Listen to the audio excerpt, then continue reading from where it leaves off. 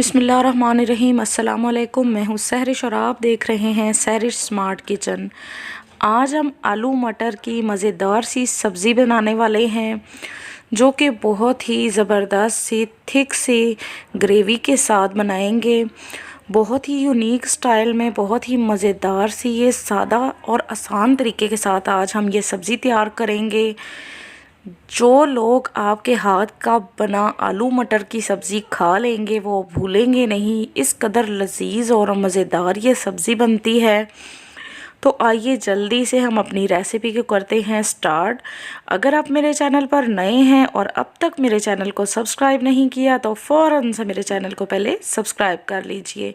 साथ में लगे हुए बेल के आइकन को प्रेस कीजिए ताकि इसी तरह की अच्छी रोज़ाना की बुनियाद पर डाली गई वीडियोज़ और उनका नोटिफिकेशन आपको मिलता रहे और आप हमारी कोई भी वीडियो मिस ना कर पाएँ। दोस्तों लाइक ज़रूर कीजिएगा। तो बिस्मिल्लाहिर्रहमानिर्रहीम। सबसे पहले यहाँ हमने लिया है हाफ़ के-जी आलू। आलू का छिलका उतार कर इस तरह से हमने इसको काट लिया है। ना ही इसको ज़्यादा मोटा काटा है और ना ही ज़्यादा छोटा। 1 कप यानी कि हाफ़ के-जी हमने यहाँ पे मटर ले लिए हैं, इनको छील लिया है। 2 से 3 छोटे साइज़ के प्याज लेकर इनको छील कर छोटा छोटा चॉप कर लिया है। 3 अदद छोटे टमाटर लेकर इनको भी मैश कर लिया है। लहसुन अदरक और साथ में 3 अदद सब्ज़ मिर्च भी ले ली है। अब करते हैं अपनी रेसिपी को स्टार्ट। तो बिस्मिल्लाहिर्रहमानिर्रहीम। सबसे पहले कढ़ाई को चूल्हे पर रखेंगे और इसके अंदर डाल देंगे कुकिंग ऑयल या घी, जो भी आप खाना पसंद करते हैं और जो आप रोज़ाना अपनी रूटीन के मुताबिक इस्तेमाल करते हैं। जैसे कुछ लोग घी का इस्तेमाल करते हैं और कुछ कुकिंग ऑयल का, तो आज मैं यहाँ घी डाल रही हूँ। घी को हमने अच्छे से यहाँ गरम कर लेना है। जब हमारा घी गरम हो जाए तो हमने इसके अंदर चॉप किए हुए प्याज डाल देने हैं और अच्छे से हमने प्याज को फ्राई कर लेना है। लाइट गोल्डन कलर आने तक प्याज को आपने इसी तरह से फ्राई करना है। तकरीबन 4 से 5 मिनट में आपके प्याज अपना कलर चेंज कर लेते हैं।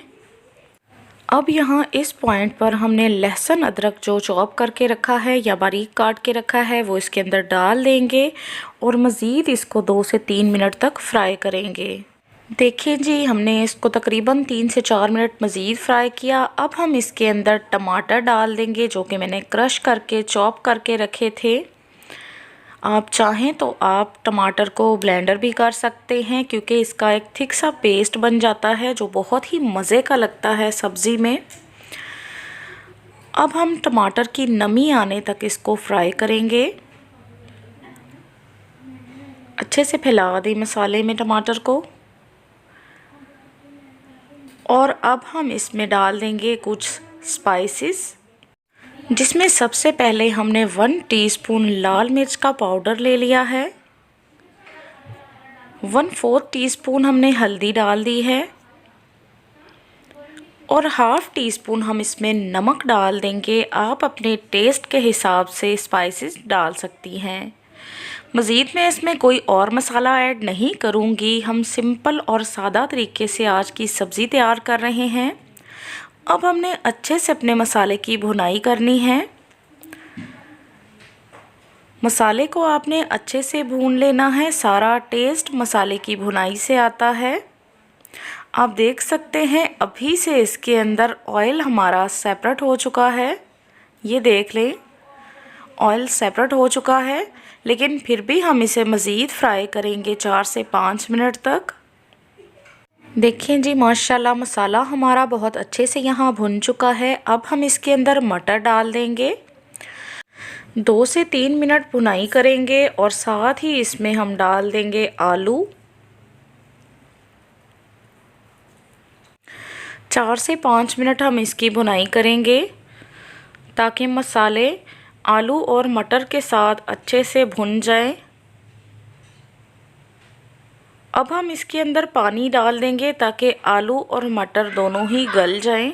मैं यहाँ 2 प्याली पानी डाल रही हूँ ताकि आलू मटर गल जाएं। आपने इसी हिसाब से पानी डालना है कि जहाँ आलू और मटर को गलने में ज़्यादा टाइम ना लगे।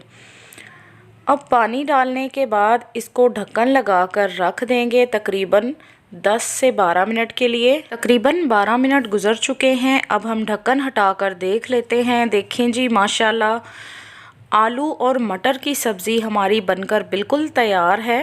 पानी इसमें काफ़ी हद तक खुश्क हो चुका है। मैंने यहाँ इसके अंदर हरी मिर्च डाल दी थी जो कि मुझसे स्किप हो गई है, मैं आपको बता नहीं पाई, तो आपने हरी मिर्च भी डाल देनी है। साथ ही लास्ट में आपने इसके ऊपर हरा धनिया और हरी मिर्च को गार्निश के लिए डाल देना है।